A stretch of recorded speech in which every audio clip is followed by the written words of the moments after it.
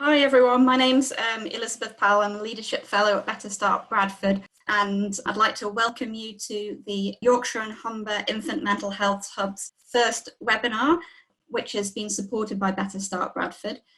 Brilliant that so many of you are passionate about infant mental health and parent-infant relationships.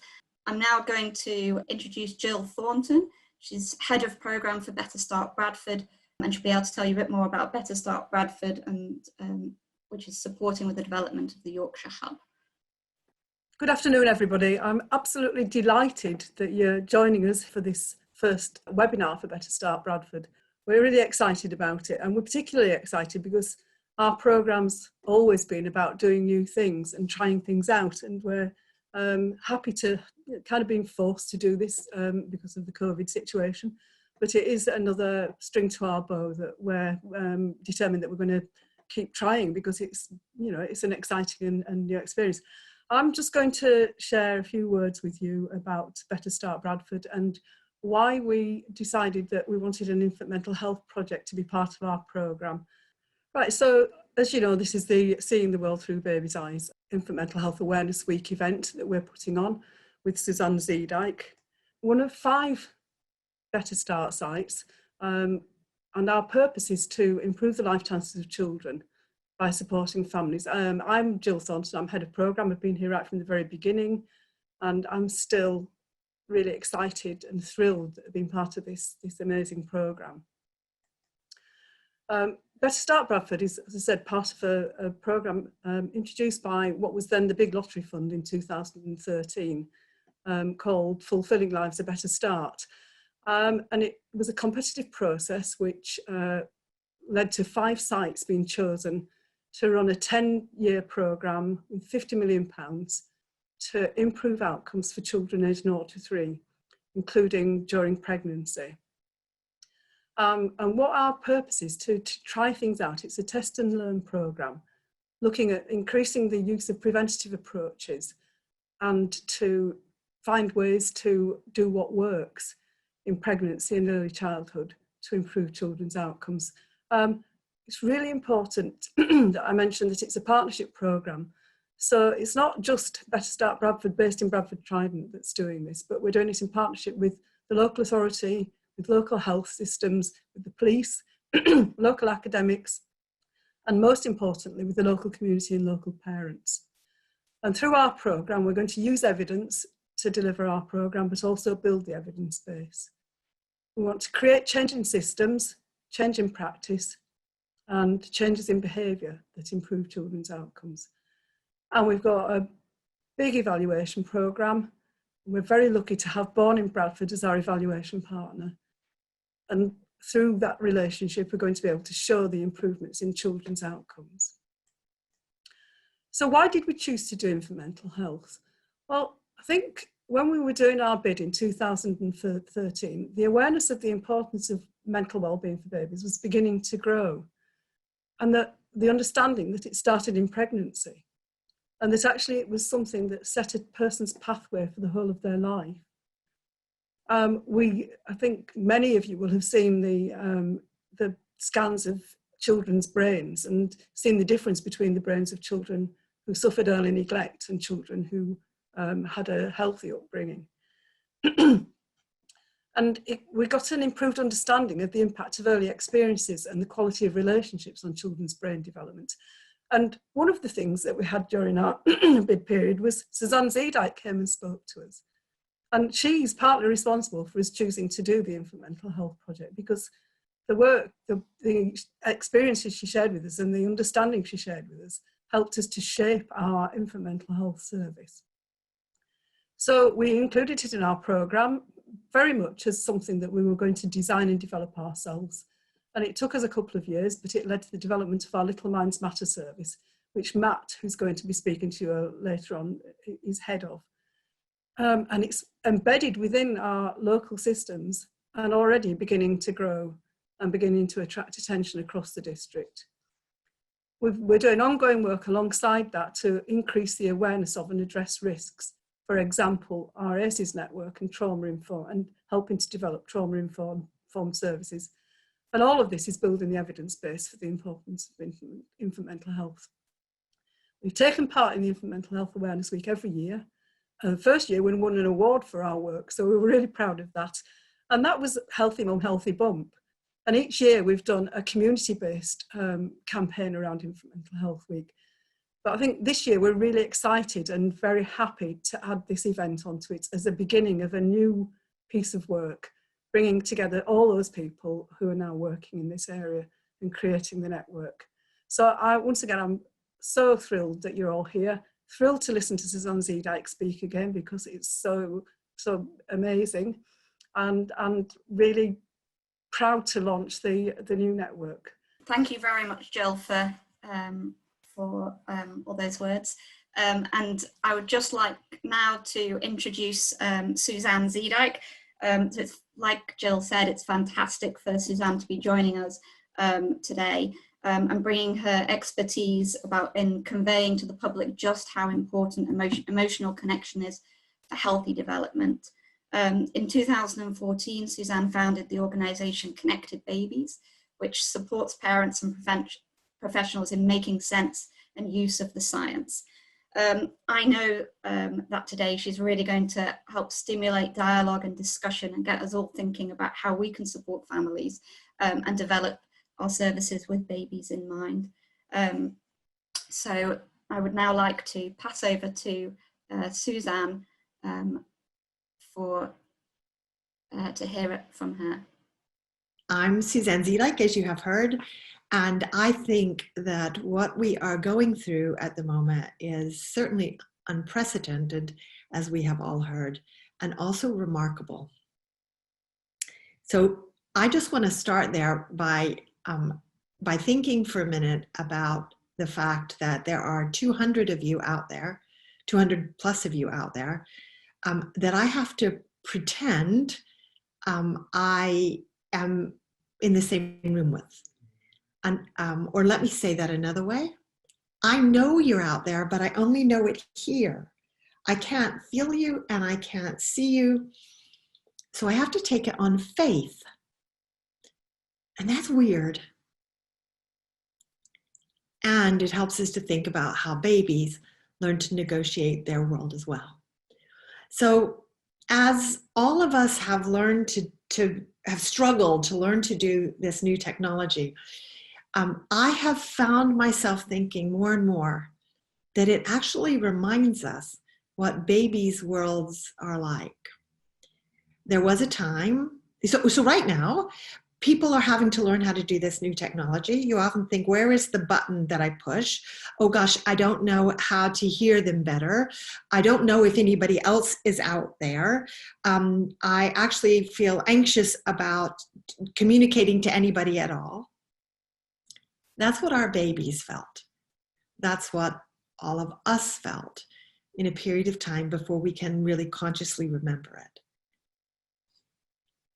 There has never before been a time in my life, and indeed I think in all our lives, when all of us were together remembering or having an experience of a little bit of what it's like to be a baby and learn to communicate and learn to feel calm about that and learn to feel confident about that and learn what you can take on faith and what feels too much.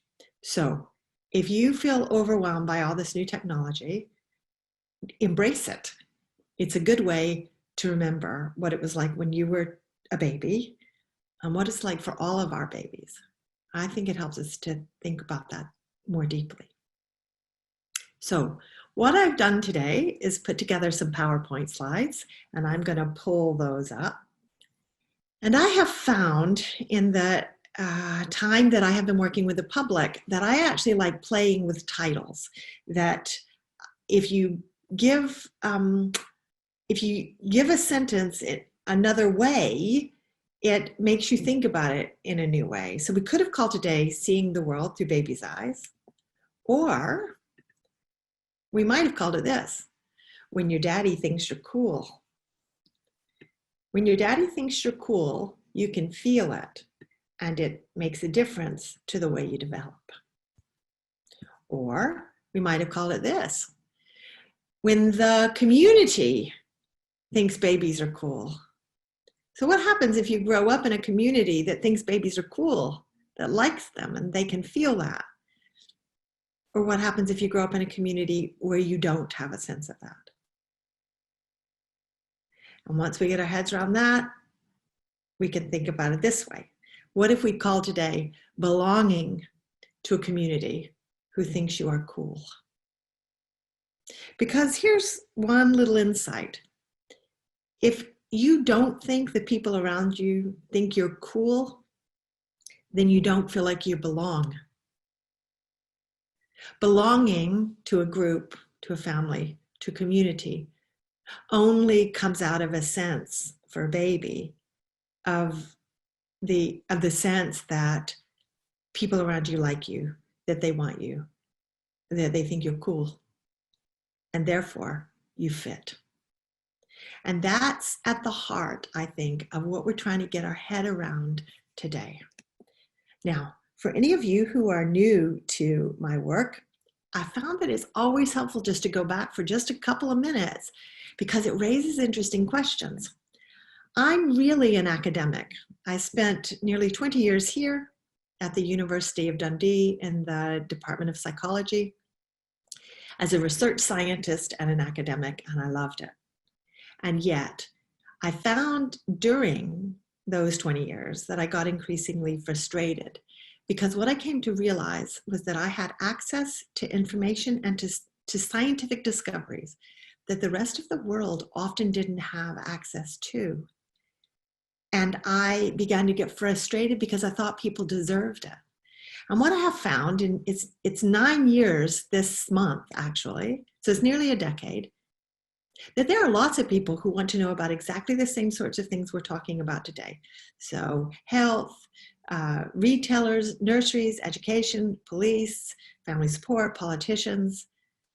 Lots of people want to know this, but very often they don't. So one question that underpins everything I talk about is how do you help people to know this stuff? What language do you use? What words do you need? How do you frame it?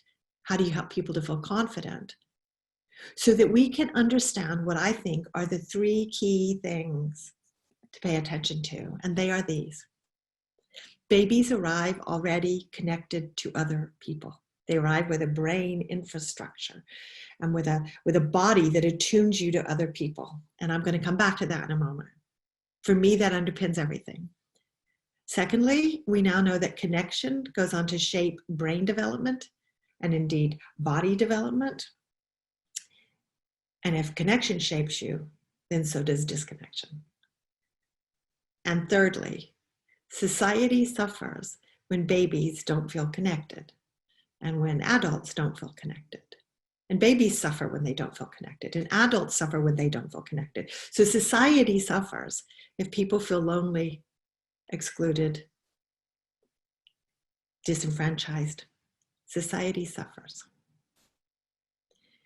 And so another way to describe that is that infant mental health is important not just to babies and families, but it's important to the whole of society. Now, I can talk about those three themes for hours.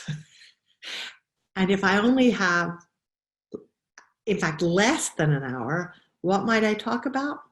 These are the two key things I thought I would do. I thought I would focus on two ideas, that babies are cool and connected. And then think a little bit about building babies' trust. And so what we're going to do is I'm going to talk about that first theme for a bit, and then I'm going to come out of the PowerPoint slides, and we're going to be able to have a bit of chat and a bit of questions, and that'll give us time to think about the information I've already talked about, and then we'll come back and we'll do the second bit. So I hope that feels good to you. And I want to frame it just before I do that first bit with just a reminder of why all this matters. Because it's really worth stressing. It backs up what we have already heard this afternoon. This is a tweet that came out from the National Children's Bureau just this morning, and it reminds us that the mental health and emotional well-being of very young children are closely interlinked with that of their parents. So when I'm talking about infant mental health, I am necessarily talking about family mental health, family well-being, and lockdown and the impacts of COVID have pushed any number of families into really difficult times. So there is not a better time than now to be thinking about infant mental health. And what kind of support are we going to need to give when we come out of lockdown? What kind of support should we be giving now? And most importantly, for today, what kind of information do people need and how do we get it out to them? I have ideas, but my ideas on their own are not enough. I hope that you come out of this afternoon thinking deeply about the kind of information that you think communities need and curious about how we might get that information to them. So with that overview, let me think a little bit about babies being cool and connected. And the way I want to do that is with a video of this daddy and baby. And it's, in fact, I'm laughing. I've put together my slides. It says it's 41 minutes. It's not. It's 41 seconds long. And it's been on social media for the last month. I think the baby is about 6 months old, but I don't really know. And it's been released or produced by this organization called the Dad Gang that I've never met. I've had no direct contact with them. I've tweeted them. I've now emailed them. But here's my point. This is just a video wandering around social media.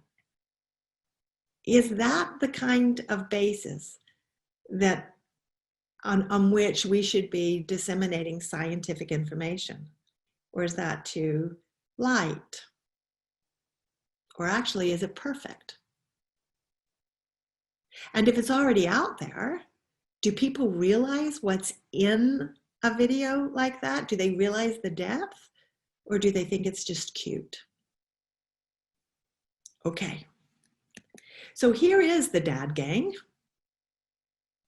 And you can, so this is the profile pic from their Twitter feed. And you can see that it says, dads are on a mission to change the way the world views Black fatherhood. And they see themselves as defying stereotypes, shattering myths, celebrating Black fatherhood every day. Here's a tip, here's a place where we encourage, teach, support, and share tips that can help all fathers become better dads. So their focus is on dads. And in this video that I'm about to show you, because they are who they are, the focus is on the dad. But I want to bring in, just as importantly, a focus on the baby. Because I think this is a remarkable 41 seconds of video. You can see very clearly in this video, if you know what you're looking for, that the dad and the baby are playing jazz together. They are together creating a piece of music. And that's what human interaction is. It's a piece of music, and babies come into the world already able to do that. Full participants in communicative interactions. They can make jazz with their parents in the moment, and indeed with other people in the moment, without having had to be taught any rules, read any scripts. They read other people. So I'm going to play this in just a moment, but just to start my metaphor, I kind of see this as daddy on the saxophone and the baby on the drums. Okay, it's going to go very quickly, and then I'll come right back. Stop.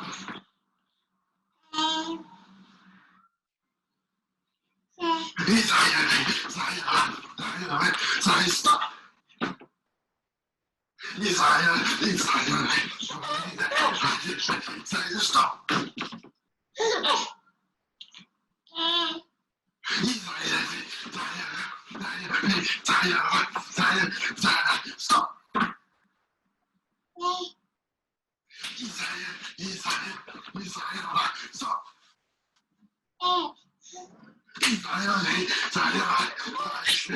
Stop. I think this is a remarkable piece of footage. And in fact, I'm going to show it to you one more time before I do a little bit of analysis with it. And the question that you're asking yourself is this a good way to talk about infant mental health? Is this a great tool? Or is it not? What do we need to know? And what do we need to tell the public that helps people to understand that we're not just seeing a cute piece of footage here, that what we're seeing is the growth of infants' mental health, that what we're seeing is the growth of trust and joy, adult mental health. What do we talk about? What do we show people in order to help them to get really curious? So let me show it to you one more time, and then we'll break it down. Stop.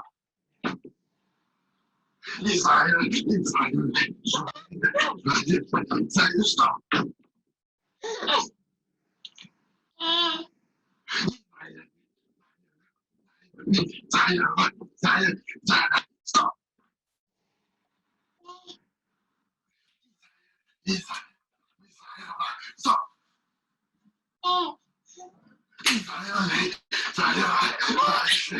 Stop.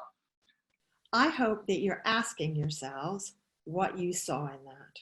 And if we were in a room together, I would stop right now and we would just go around the room and talk about what you think you saw. Now in a minute, we're going to come back to the Q&A and bring that in.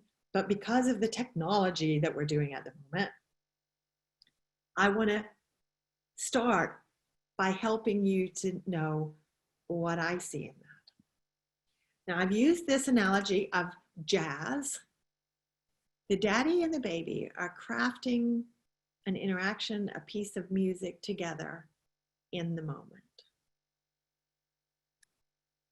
Here are things to look for. Early on, you can see there at the bottom, 2 seconds in, daddy moves in close and he's got his hands really close to his body. He's not taking up much space. And you can see that the daddy and the baby are looking straight at each other. And he starts to do that lovely kind of rhythmic music making that you've heard him make. And when you look more closely, when the baby comes in with a heh, the baby does it on the beat. It's as if the baby, this really little baby, is keeping the beat for all of daddy's flourishes. And you might miss that if you're not looking closely. As the piece goes on, we're all the way up to 9 seconds now. Daddy's playing of that saxophone has got bigger and louder. You can see how his hand has moved further away from his body. And the baby adds a additional use of the drum. The baby starts to bring her feet down in rhythm as well. I'm just trying to highlight the little tiny details that most people miss that are underpinning a baby's communication, their ability to have fun with other people, their ease with other people, the keeping of anxiety away. It's all happening in these little tiny moments that are easy to miss, especially now in our really busy world. Here's a little tiny moment that would be really easy to miss. At 5 seconds in, daddy makes this kind of pointy motion with his hand. And if you look closely, the baby comes up and copies. The baby comes up in the middle of that fast-moving, totally spontaneous piece. The baby brings both her fingers up to match daddy's. She didn't know he was going to do that. She is able to read, to make sense of, to watch, and to map her own body onto daddy's in a way that matches. I've already pointed out that they're looking at each other, but guys, look at it. Look how focused, how in tune they are with each other. What happens if parents are too distracted to have these kinds of moments with their babies? What happens if they don't know that their babies are able to engage intensely with them? What happens if they don't really think their babies are cool? Because if you don't think your baby is cool, the baby can feel that. This baby knows that daddy thinks he's cool or she's cool and is having a brilliant time with that. She's totally into the game. That connection, that sense of overlap and ease and making music together underpins good infant mental health. And in fact, there are a couple of times in those 41 seconds that the baby is having such a delightful time that she laughs. She bubbles over with delight. But the laughter, which lots of people hear when they watch this video, is not serving the same purpose in the interaction as when the baby goes, heh.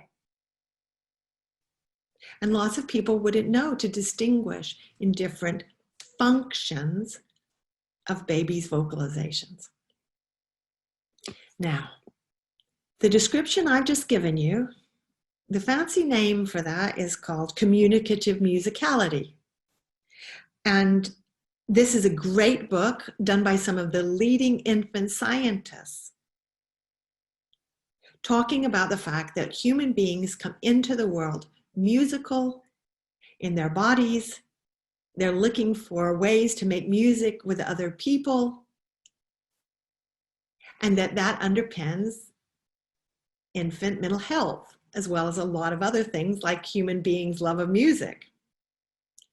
What I've tried to do is to take something that's on social media and raise your interest, help you to see how much richer and deeper it is, and then to realize that it maps onto some science. You don't have to remember the name communicative musicality. You don't have to buy this book. You might decide you want to know what it is and look it up on Google. I'm not recommending it, although I think it's a great book.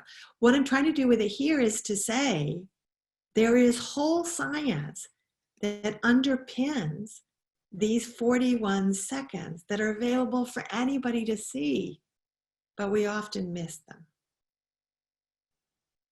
So, in order to try to help people to know that, I did an analysis of that. I wrote a report on it. If you'd be interested in reading that report, if you email me at that email address, I'll send it to you. So I just put out on Twitter, if you want to know more about this interaction, I can help you to do that. But here's an interesting question. Is that the best way to help people to know about infant mental health? By helping people to get curious and excited? Or do we need it framed in other ways? Or do we need all of those ways? So now that you know a little bit more, I'm going to come out of this and just show that to you one more time so that you can bring just a teeny bit more awareness to the watching. Stop. See, they're... Stop. Stop. Stop.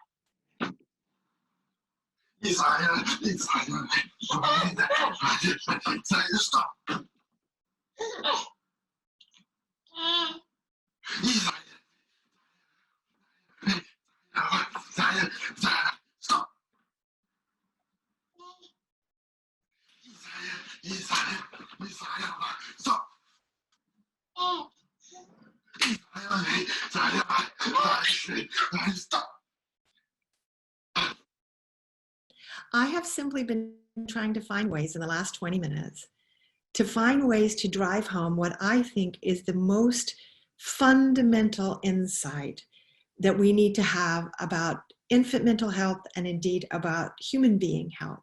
And that is that babies arrive already connected. This is a photo of Daniel and his mother Kelly, and Daniel was born during lockdown. And this is a picture of him at about 30 minutes old. And they sent this picture to me because they wanted to share. Look how connected he is. He's 30 minutes old and he's looking directly into his mom's eyes. Once upon a time, there were lots of people who thought that babies couldn't even see very well at that age, let alone connect. This lies at the heart of infant mental health because babies are making sense of what goes on around them through their sense of connection or disconnection to the people in the world. What does everything that I've just said make you wonder about? What does it make you want more of? What questions does it make you want to ask?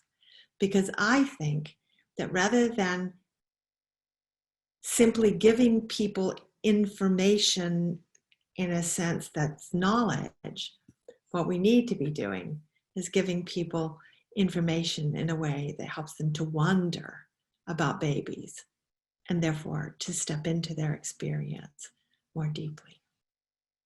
One question we've got coming up in the chat is, it makes me wonder how we can share this message with the parents we work with every day. It's a good question. If you, whatever lovely person just wrote that, if we were in the room together, I want to turn it back. How do you think we can share this with parents every day? Because it's all of us together who will come up with the solutions for doing that. I mean, you're already doing that at Better Start Bradford. Tons of organizations are already doing that. But maybe there are other ways we could do it. Maybe we haven't been as creative as we could be, which is why I'm kind of having fun using things just off of social media that are around us as a way of thinking, is that a stimulus for helping people to think about science? What do other people think we should be doing? How do you think we reach families? We have another one which I think is quite interesting. That's how did we forget? How did society forget that to connect?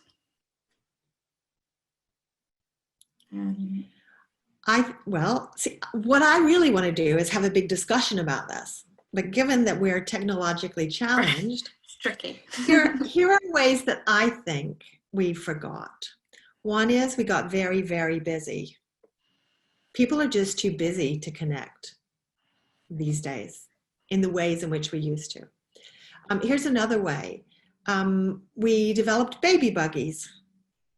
So for most of human history, babies were carried here on parents' chests or on their back, like as papooses.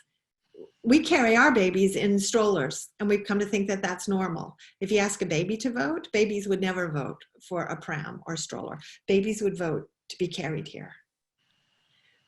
We also came up with ideas about babies. So somewhere along the line, about 100 years ago at least, we got the idea that babies needed a schedule, and they needed to fit into a schedule rather than have people respond to them. And now we have wars about what techniques do you use to raise your children with.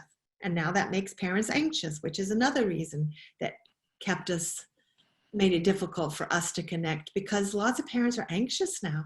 And so that raises another question.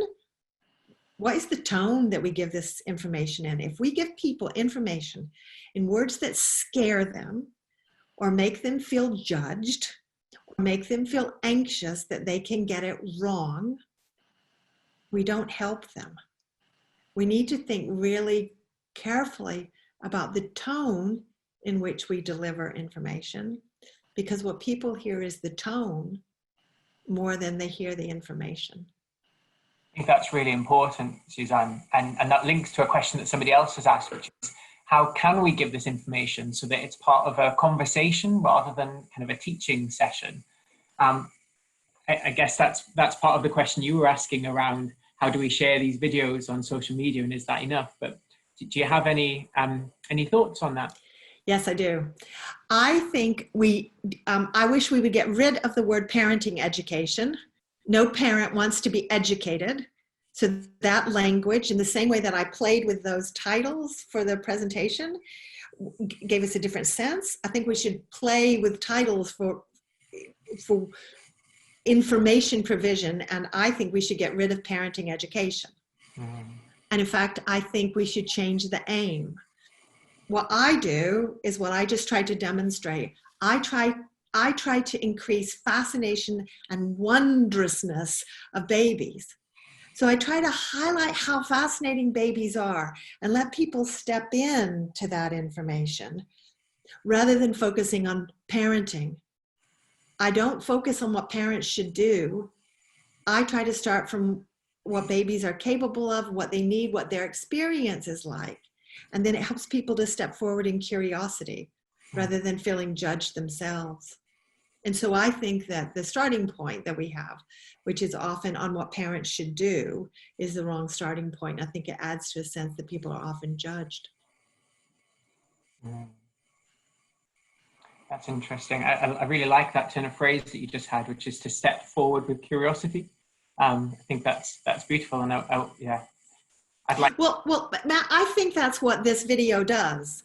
Right? There's tons of other things I could have presented today, but I just decided that I wanted to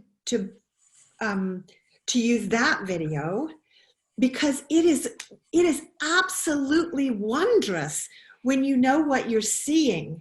And when you know that there are all these tiny details that you might have missed, especially as you're scrolling past, because actually it turns out there's tons of those videos on social media at the moment.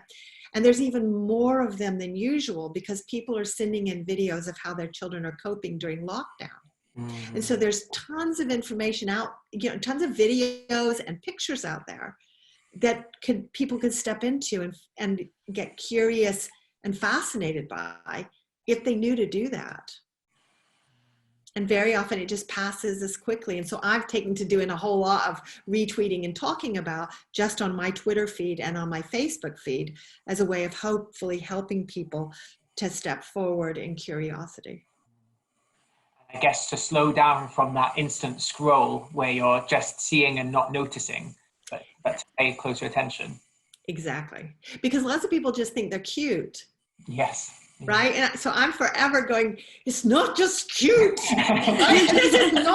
It's not just cute. I mean, I know it's cute, but that's only a starting point. It's not just cute. And in fact, and I'm glad you're laughing because I'm trying to do this in, high dramatic tone. The thing is, it isn't just cute. It's infant mental health. Yeah. We are seeing infant mental health in front of us. But when it gets that name, infant mental health, people can think that it sounds big and, it's big stuff you have to do. No, it's little stuff in the moment that you have to do. That daddy has no idea that he's boosting his baby's mental health. He thinks he's having fun. And the dad gang who put it out think that they're showing an engaged father. They probably don't even know the depth of what they captured in that video. And so I know, last time I looked, it was something like 300,000 people had seen that video. And I want to reach every single one of them going, it's not just cute. It's not just cute. It's the depth of human happiness. This will be shaping their biology. It is so rich. And I think most people want to know that. Yes. It's interesting. There's a lot of conversation happening from people as you're talking. So I think you're really striking a chord with people watching. What was interesting as we were watching that video, maybe for the third time, was that people were describing how kind of joyous they felt and how the video really made them smile. So I think it really is kind of connecting people with that wonder in a way that's beyond cute. Well, it's really interesting. In the report, I actually measure how much time is spent in laughter. Because what people remember from that clip is the baby laughing and the daddy smiling. And the baby actually only laughs for something like 3 seconds. Right? So, and the laughter is this wonderful moment of overwhelm. The baby's having such a good time that she can't contain it, that it bubbles up out of her. But it's only a few seconds, and there's so much else going on, and people just miss that. Yeah. And they remember the joy, and the joy is important to remember. But I don't want them to stop at the joy. I want them to get curious about what has contributed to that joy. So when we come back in a few minutes to a few more slides, one of the things, so I'm going to end with 3 tips, because people always want, what is advice? I actually hate giving advice, but it helps, but people often want it. So I try and walk a line between advice. Okay, so one of my tips is going to be, how do we boost infant mental health? Laugh. Laugh as much as you can with your baby. And it doesn't sound big, and it doesn't sound grand, and it might sound twee, but everybody can do that. It feels doable. And what they remember about that clip is the laughter. Thank you very much. Thank you. That's. I'm just trying to tie together some of these comments and questions. What's really striking is that there are some that are really specific and measurable. So, for example, people sharing resources that are out there to help with this work, like the Big Little Moments campaign from Better Start Bradford, or the Ready to Relate cards that Bradford District Care Trust have created. And then some really systemic leadership stuff around how do we change maternity and paternity policies to make this more doable for parents. So I think what you're saying is really resonating with people at lots of different levels. Do you know, it's I'll be really controversial. I think we live in a society that doesn't think babies matter. Mm-hmm. Okay, so neoliberal policies, that's a big fancy word, that basically we're living in a neoliberal time. The people who count in our society are the people who have a monetary value, and babies don't have a monetary value. In fact, they cost you money. And so do, and I'm using purposely strong language here, so do old people. Right, so when, and that crept in about the 1980s. There have been some very interesting analyses of neoliberal policies and actually how they intersect with, indeed, with the circumstances that are feeding into the Black Lives Matter campaign and all the activities that we have seen around ourselves in the last week. Okay, if that's true, I mean, I think that's true. It would make an interesting debate. If that's true, then that means that we don't pay the people who work with babies very much. Childcare. Babies' brains develop more rapidly between birth and 3 than they ever will again in life. That is fascinating. And the people who spend time with them, we pay a minimum wage. And if we don't have good maternity services, then we don't support parents to be able to be really present for their babies. And I think that very often it's based in this kind of unexamined ideas that babies don't really matter. They won't remember it anyway, that, that we need to fund by the time that children have conscious memories. So we put a lot more money into schooling than we do into early years. But if you understand child development and you understand biological development, that makes no sense. Okay, now you might say, Dr. Zeedyk, we brought you here for the science, not the politics. Except that once you get it, they become so quickly interwoven, and that is appropriate. Because if we don't have the political decisions that fund systems, that make them smooth, that don't make them scary, that create good systems for families, and therefore for babies, if we don't get that right, then we just continue the trauma. It just passes down through the generations. And we'll just need another one of me and you guys here in another 20 years. I don't want that. I want people like me to be obsolete because we fixed the system and we fixed the culture. And so I don't make any apologies for as quickly as the science comes up against the politics, because science on its own is not, if it's just knowledge, then it's not useful. And if it's not useful, then what is the sense of having it? Sounds like that's resonating with the people. Nicole, lots of absolutely and agreement. And I think perhaps a gratitude to have a space to think and hear this message so clearly. I suspect that people are going to leave this webinar with a desire to have more of a conversation about this and to keep the conversation going. I wish we had time. I wish we were able to have the capacity to pull it, you know, because of the technical challenges and or the medium that we're using. It's difficult to hear everybody's voices, but the breadth of discussion that's going on in the chat is really good. You know, it's difficult to convey it over the web. You guys are amazing in Bradford. Okay, you have Better Start Bradford.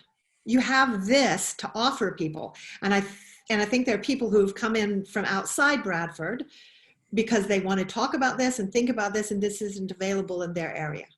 So that is absolutely something that Bradford should be celebrating, right? It's really easy to focus on gaps and the things that we don't have. And it's easy to take for granted the things we do have. So anyone who is in Bradford, you should be celebrating the fact that there is a Better Start Bradford program. You should be celebrating the fact that there's Elizabeth and there's Matt in order to help direct those services, because in some communities, there's nothing like that. Either because there are not the resources for that, or because people didn't think it was important, right? So, and all of that is based in ideas about what is important with the resources that we've got. And so knowing that there are things to celebrate give you a great grounding point, right? So it generates energy. That excited gratitude place gives you energy for doing new things rather than starting from a place of anger and despondency. And so I think I'm just celebrating the fact we can do this in any form at the moment, because it's reminding Bradford of that, but it's also helping other people to understand what you've been able to achieve in Bradford. And that becomes a form of leadership. And perhaps other people will then want to step in and try to do something in their communities as well. Thank you for that, Suzanne. Lots of other questions and comments coming in, but I think should we pause the Q&A for now and come back to some more content? Okay, let me come back to just a little bit more content, but I hope people have a sense of why I wanted to do it this way, rather than just bung all my stuff to you and pause for questions afterwards. What I wanted to do was to be able to give us a chance to process a little bit of that before I gave you some more stuff. Okay, so now let me give you a bit more stuff. So let me build on what we just talked about by focusing for just a few minutes on building babies' trust. And I could have chosen lots of other words as well, but I decided to use the word trust because that's what's happening in that video that we just saw. It's one of many things that's happening. The baby's trust in daddy is being shaped by moments of fun. And if the baby is feeling trusting, then that means their attachment style is being shaped. It means the neural pathways in the brain are being shaped. It means the way the body comes to produce hormones. The babies learn within their first year whether the world feels trustworthy or not. And then that shapes how they go on to develop in the next years. So one way to think about infant mental health is to think about what we're trying to do is to build a baby's sense of trust in the world. Okay, so to reinforce that, this daddy, I guess, has no idea that he's building his baby's trust. He might get that he's building joy, although maybe building won't feel like the right word to him, because maybe he thinks they're having a moment of joy. But if they have lots of those moments, that baby comes to think of other people as joyous and as trustworthy and as sources of joy. He or she will definitely think that of, I don't know, I'm going to say it's a she. She will definitely think that's true of daddy, but she'll also have the idea that that's true of people in general. And if you're building trust and you're building joy, then you're also building resilience. All of that is happening in that relationship and in those 41 seconds. And if we just apply different language to it, we understand what we're seeing in a different way simply because we used a different set of language. Okay, so I just want to unpack that idea just a little bit. What we just saw in that film, what we just saw with those words like joy and trust and resilience, affects the baby's biology. It affects their brain and their body. I think this is remarkable. And yet it's really basic science. And yet a lot of people don't know it. That babies' experiences of the world, the way the world feels, shapes them at a biological level. It shapes their brain development and their body development. Now, I'm going to come back to a video in just a minute, but in this moment, I've decided to unpack that idea a teeny bit more. How do we help people to think about this biological idea? Because we're really good at thinking about how babies' behavior might be shaped, or young children's behavior might be shaped, but we're not so good at thinking about biology. And so I talk, as some of you may already know out there, about saber-toothed tigers and teddy bear moments. That's my way of trying to help us to think about anxiety and uncomfortable experiences. And if you have a lot of those, that influences your biology.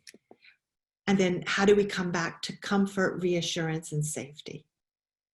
If we boil babies' experiences down to their core, they have saber-toothed tiger and teddy bear moments. And those are affecting their brain development. So if you have lots of teddy bear moments, that's the neural pathways that get built. You have lots of capacity for your brain to process comfort, reassurance, calm.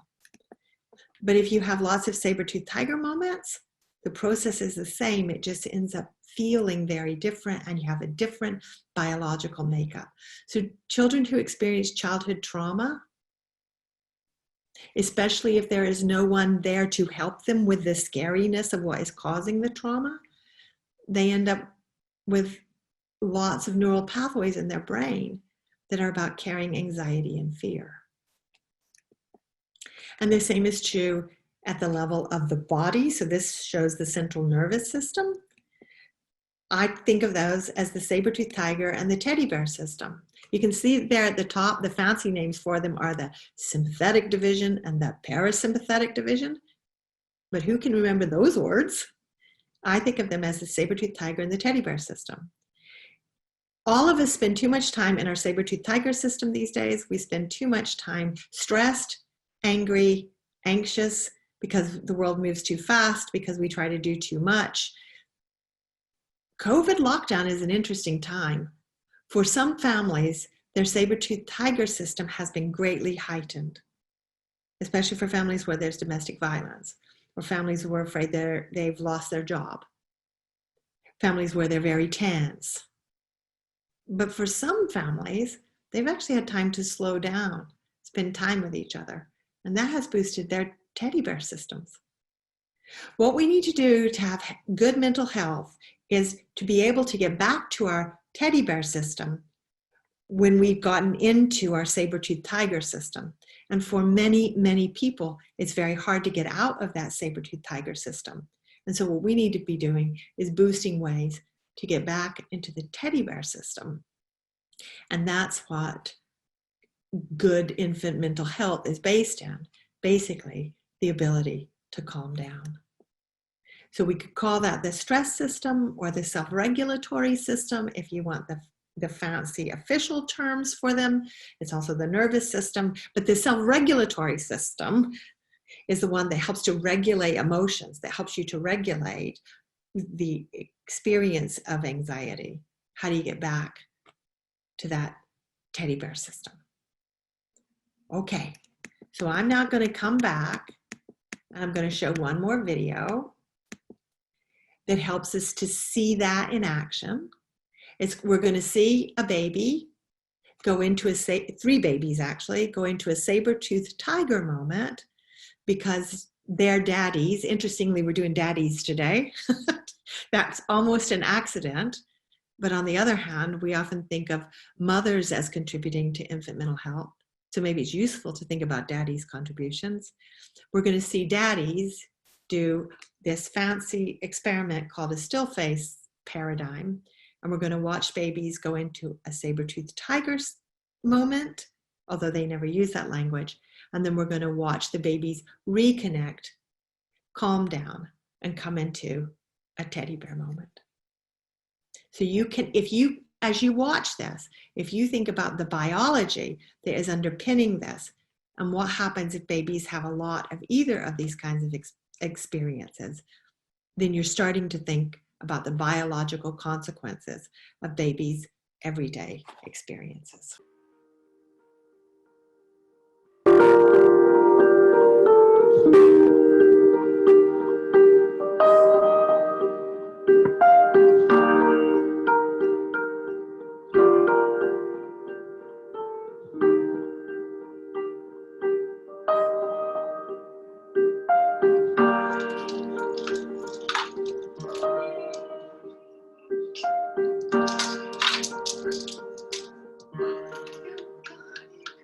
What we've learned over the years is that babies are much more capable than we initially imagined, but they're also much more vulnerable. And in Ed Tronick's still face experiment, we get to see both in a very short period.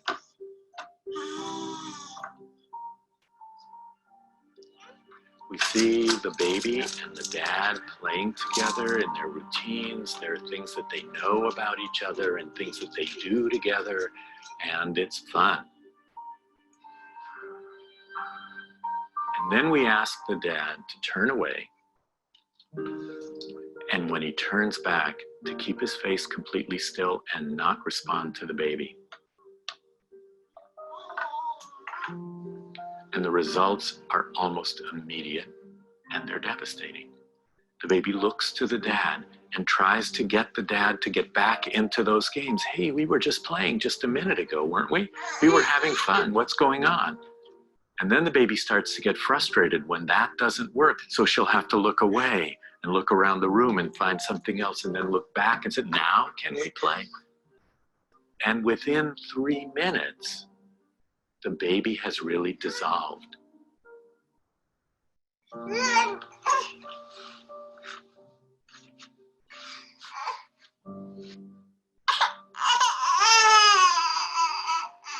She is trying to get out of the chair. She's uncomfortable. She's reaching out to dad. She's crying. And then we ask the dad to turn away again. And when he turns back, to go back to being regular dad. And it's a joyous reunion. They get back into their routines, the things that they do together, the things that they were just doing 3 minutes before. And the baby settles down and gets back to the comfort zone that she's developed with the dad. What we see in the still face experiment is how able the child is to initiate and be part of the relationship between the father and the child, but also how much she depends on that relationship in order to keep an even keel. And when she's grounded and comfortable, she can explore the world. She can meet new people. Hola. She can try new things. And she's got that safe base that she can always rely on. And there's a trust level there. We can only begin to imagine what it's like for babies whose life is like that 3 minutes all of the time. And they don't get that responsiveness, and they don't get any help getting back to an even keel. And the results can be very tragic. They can have trouble trusting people. They can have trouble relating to people. And they can have trouble being calm enough so that they can explore the world and take part in the world. So we know that those initial relationships, that initial responsiveness and interaction between the father and the baby are keys to the baby's success as a child and as an adult. I've just been trying to help us to think about how the baby's experiences of the world and of other people in the world, how their emotional experiences, how the world feels, joyous or scary, predictable or confusing, and how the combination of that goes on to influence the baby's biological development and their stress system. And that idea sits at the heart of ACEs, of trauma, of lots of the other areas out there, and the terminology and the words that we have. This idea is at the heart of that. Okay, so, and I also wanted to stress, although I've been talking about babies, i.e. babies that are born, I just want to mention that actually it starts before birth. So this is a study that was done in 2014 in which they looked at 4D scans of babies in the womb and were able to detect that when mothers are stressed, they could see differences in fetal faces and the movements of their hands. So you can see fetuses soothe themselves in the womb, and if mothers have a stressful pregnancy, the babies are already being wired for stress. That's a close-up of that. Okay, that's true, that's basic science. How do we talk about that in a way that doesn't scare pregnant women, that doesn't freak them out, but actually helps them to take better care of themselves? That is the cliff edge that we're trying to walk. Scaring people, making them feel guilty and anxious doesn't help. And yet that's what a lot of people feel about this information because of the tone in which it's delivered. We need to figure out how to talk about this in ways that help people to feel confident, determined, and curious rather than anxious and guilty. And I just want to chuck this in for the time that we've been in. Here's a piece from March in the Irish Times that tells us why we need to stop touching our faces, because that is more likely to spread the virus to us. And you can see at the bottom there, it says, now that we know it's bad to touch our faces, how do we break a habit that most of us didn't know we had? Well, the reason we touch our faces is not because it's bad and not because it's a habit. It's because since we were in the womb, touching our faces helped to self-soothe there at the top. We touch our faces because it's a human way of creating teddy bear moments. So the problem with coronavirus is that it makes us work against some of our most deepest human intuitions about how to help ourselves stay calm in a time of great anxiety. And so when I saw that headline, you can imagine I just went, oh my gosh, they're so deep. Most people don't know that. So as I wind up,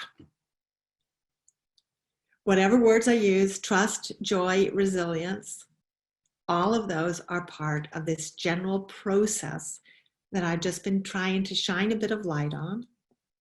If you want more information, here's some of the stuff that's on my mind at the moment. If you want to know more about saber-toothed tigers and teddy bears, we just released a second edition of my book. You can get that off the website. The language of saber-toothed tigers and teddy bears sounds a bit light to some people and not very sciencey. And that's the very point of it. We've also been doing now a whole series over the rest of the summer. This is free. You can see that on the 27th of June, we're going to talk about attachment theory for parents. And so we just thought with everybody in lockdown, this was a good opportunity to get that information out there. So if you go to the website there, connectedbaby.net, you can find out more about those events if they're of use to you or people that you're working with. And I thought I would highlight this book. This is not my book. This is a newly released book just in June. We're only 8 days into June so far. It's just out. It's called The Power of Discord. And you might see there at the very bottom, it's by Ed Tronick and Claudia Gold. Ed Tronick is the scientist who is mentioned behind the ideas captured in that last video that we just saw of a still face. So there's a brand new book out that helps us to think in more depth about why the moments of misattunement actually help growth. We saw babies come to trust their daddies more because they had a moment of saber-toothed tigerness while he held his face still. So this is a great new resource that's out there, and I'm really excited about this book. So as I really wind down so we can do a few more Q&As, what tips would I take out of all of that? Well, if I only recommended 3, laugh as much as you can, comfort when the baby needs it, and spend more time wondering. In order to do that, we need to slow down. But if we slowed down more, we'd see more, just like in this video that we started with. So if that just gives us a little bit more about seeing the world through baby's eyes, I just want to say thank you for your curiosity, because that is the place that starts from, is more curiosity about everybody's experiences, and in this case, our babies. And as we wind up, here is something I'm interested to know. What do you think your community most needs to know of this information? You know, there's a whole lot, and there's lots more we could have talked about. What do you think your community most needs to know? And then that gives us a starting point in the midst of all the things that we could tell people so we don't overwhelm them. But we start with what you think they most need to know. Thank you very much. Elizabeth, Matt, please come back in and tell me what folks are saying. I really wanted to clap, just like it feels sad on an online platform to not be able to applaud you, but people are literally writing the word applause in the comments. Applause. You just imagine that there are 211 households across the country who are... Right Matt, now. Do you know what's really interesting? That's musical. Okay, that's communicative musicality. Yes. Okay, so when we build it to a big finish, people need to do that because it releases the energy. So this is another weird thing of this. People do whole presentations. I just did a presentation, and there's no way to end it. It just kind of like peters out. That's like a big orchestral performance that doesn't have an ending. I think people are yelling. But it's part of why people are talking about how Zoom, the problems with connecting with people. It's not just the tiredness of screen time. It's that it doesn't have the rhythm that human beings are wired for. It's a problem with communicative musicality. And the eye contact and the body language. Yeah. And the delays. Yeah. How much time have we got for Q&A, Liz? We are running a little over. I think if everyone's happy, I think we should continue. I think we should do 5 minutes of Q&A. Yeah. Okay, fab. I think one question that seems to have come up a couple of times is around, I guess, a challenge of modern living, and people being parents and carers being on their phone might inadvertently be an example of the still face from the baby's experience. And it seems like that's a constantly observed interruption to that interaction and that dance. I wondered if you had any kind of thoughts or reflections on that, Suzanne. Matt, that's a really interesting question, and whoever out there is asking that is a great question. It's coming up again and again. It's okay. very... There's a very interesting debate there. I get asked that all the time, and I think it's likely that phones are creating still faces for some babies, maybe many babies. But what I can tell you is that Ed Tronick and Claudia Gold, the authors of the book that I just showed you there, The Power of Discord, are less worried about them than many other people. So they talk about what is the difference between a phone and a telephone. So we've now had telephones for however long, and people didn't get worried that babies were getting blanked. So really that raises a question. Is a baby's experience of a parent on a mobile phone different from a parent on a phone? And if so, in what way? Does it absorb parents' attention much more? Does it take longer for the parent to notice? You know, if you're on the phone, you can look at the baby even while you're talking. If you're on a mobile phone, you're looking at the mobile phone rather than the baby. So there's been very little research done on it. I don't know why. It makes perfect sense. We should be doing more. But in my view, the key thing is that if your baby is distressed, you need to comfort them. And that's why it's in my last 3 tips. If babies are getting distressed because you're looking away, the looking away isn't the problem. Babies don't need you to look at them all the time. The problem arises that if the baby becomes distressed and they don't get comforted. So that links back to your top tips in some ways, doesn't it? It does. Comfort and wonder with your baby, and if you get distracted with your phone, be sure to come back to that. And exactly. And that. Yeah, fabulous. Thank you. It seems like there's also been a theme as we've been talking about, I guess, wanting to pick up on your point about antenatal, focusing on this antenatally as well. And I think we've got some real experts on the on the webinar who have kind of been sharing some of their experiences. And it seems like there's a real opportunity to bring more infant mental health into the antenatal space. Yes. Have you got any kind of pearls of wisdom for us around that space, Suzanne, or any ideas where you've seen that work really well?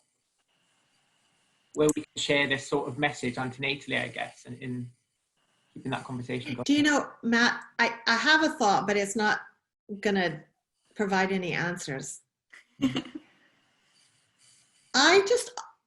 When I get frustrated, and I take it that question comes from a place of kind of frustration, I switch into really what I call fierce curiosity about what stops people from seeing this. What did they think was being achieved? What were they trying to achieve, and what did they not notice? So starting from a place of curiosity rather than going immediately to solutions often helps me to know, what do I need a solution for? And very often I think it just comes back to not understanding how important babies are and how important connection is. So even in like lots of NICU units, so when babies are in special care baby units, although there are lots that use kangaroo care, there are also lots of NICU units that don't really understand the babies come wired for connection. And so they don't think closely enough about what the baby's experience might be and how they could help.